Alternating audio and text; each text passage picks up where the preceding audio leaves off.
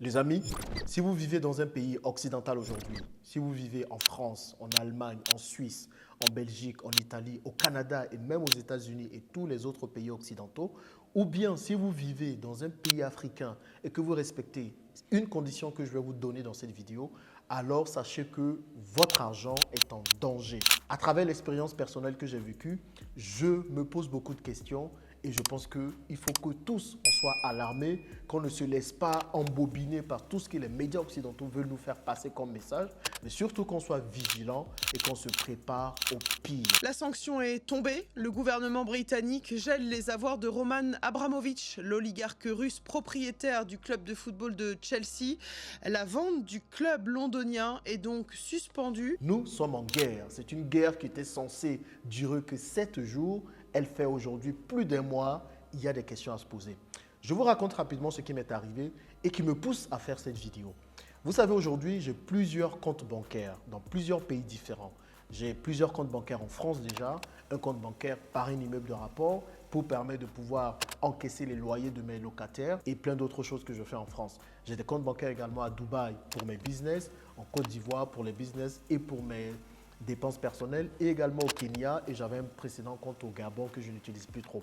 Je vous dis tout ça parce que j'avais l'habitude de faire des transferts entre mes différents comptes. Je faisais les virements moi-même sur Internet à peu près.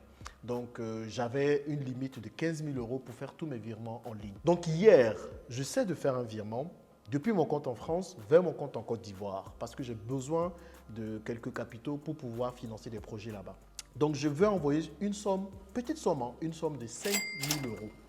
Je fais le truc en ligne, ça ne passe pas. Je reçois un message d'erreur. Je refais encore, je reçois un message d'erreur. Et le message me dit, vous ne pouvez pas effectuer ce virement en ligne, il faut contacter un conseiller. Et là, je commence à me poser des questions. Je me dis, pourquoi ai-je besoin de contacter un conseiller de ma banque pour pouvoir faire un virement de 5 000 €?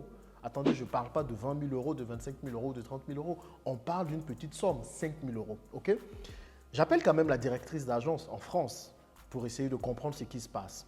Et là, elle me dit en fait qu'il y a de nouvelles lois ou il y a une nouvelle réglementation dans leur banque. Ils n'acceptent plus que les particuliers fassent des virements internationaux de plus de 3 000 €.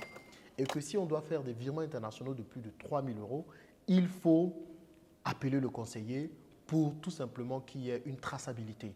Et moi là, je me dis, ben attendez, nous sommes bien en Europe, les amis. Nous sommes bien dans la plus grande des démocraties au monde, comme ils se vantent de l'être tous les jours. Donc, on va commencer maintenant à épier les gens, à épier leur argent, à épier ce qu'ils font de leur argent. Ce n'est pas comme si je faisais du blanchiment d'argent.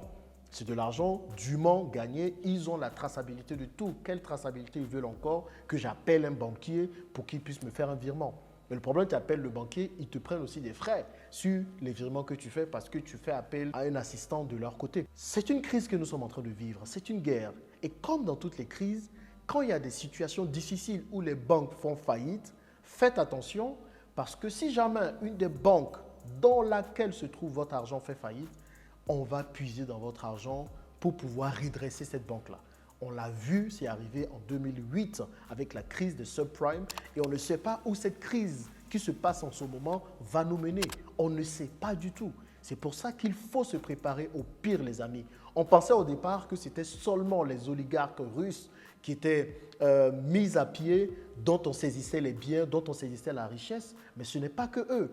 Ça va finir par arriver aux contribuables, à vous, à moi, à tous ceux qui gagnent honnêtement leur argent.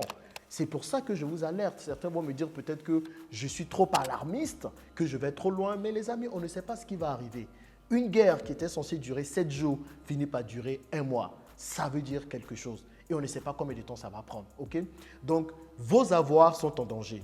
Vos investissements sont en danger. L'argent que vous avez en banque est en danger. L'argent que vous avez dans vos comptes d'assurance vie, dans vos comptes boursiers, tous les comptes boursiers que j'ai en France et les assurances vie que j'ai en France, je suis en train de les rapatrier au fur et à mesure parce que je ne veux pas que mon argent reste quelque part bloqué à cause d'une guerre que je n'ai pas demandée, à cause d'une guerre qui est arrivée et que je puisse payer le tribut de cette guerre-là. Donc, je veux que vous preniez la mesure de ce qui est en train de se passer. Certainement, on vous fait croire que peut-être que les choses sont sous contrôle, mais on ne sait pas ce qui va arriver au fond. 3 choses à faire en temps de crise que moi-même j'ai personnellement faites et que je vous invite à faire. Vraiment, prenez la mesure de ce que je suis en train de dire. La première chose, il faut retirer du cash depuis vos comptes bancaires. Retirez au moins 3 mois de vos dépenses mensuelles en cash. Moi, je l'ai fait, j'ai 3 mois de dépenses mensuelles en cash. S'il se passe quelque chose, si les banques sont fermées, si on ne peut plus retirer notre cash à cause de X ou Y raison, au moins vous avez un matelas de sécurité sur lequel vous reposez. Deuxième chose, pensez à ouvrir d'autres comptes bancaires dans d'autres pays. Okay? Si vous êtes de l'Afrique, si vous êtes africain, en tout cas c'est à vous que ce message est adressé, ouvrez un compte en Afrique, un compte bancaire en Afrique. C'est inconcevable que vous viviez en Europe et que vous n'ayez pas de compte bancaire en Afrique. Déjà pour vos transactions, déjà pour vos business. Donc, ouvrez des comptes ailleurs, dans d'autres pays, pour sécuriser votre argent. Et la troisième chose à faire, préparez-vous pour les investissements parce que vous savez très bien qu'en temps de crise, on fait les meilleures opportunités. Alors soyez prêts pour saisir ces opportunités-là. Et vous savez qui saisit ces opportunités? C'est ceux qui ont le cash avec eux. C'est ceux qui ont de l'argent avec eux. Plus que jamais, votre cash sera nécessaire. Et aussi ceux qui prendront des risques. Il y aura des risques à prendre parce que quand on investit son argent en temps de crise, forcément, on a peur de le perdre. Mais c'est là qu'on gagne le jackpot. Je voulais rapidement faire cette vidéo pour vous mettre la puce à l'oreille. Je sais que beaucoup sont encore en train de suivre cette crise ukraino-russe. On écoute tous les médias, mais on oublie de se focaliser sur l'essentiel. Protégez vos enfants, vos familles et surtout votre argent pour lequel vous vous êtes tant battu et que vous avez gagné avec honnêteté. Alors, comment tu trouves cette vidéo? Elle est sympa, n'est-ce pas? Alors, n'oublie pas de t'abonner en cliquant le petit bouton rouge s'abonner et active la cloche de notification. Cela me permettra de savoir le genre de contenu que tu aimes et je ferai de plus en plus ce genre de contenu-là. Je compte sur toi.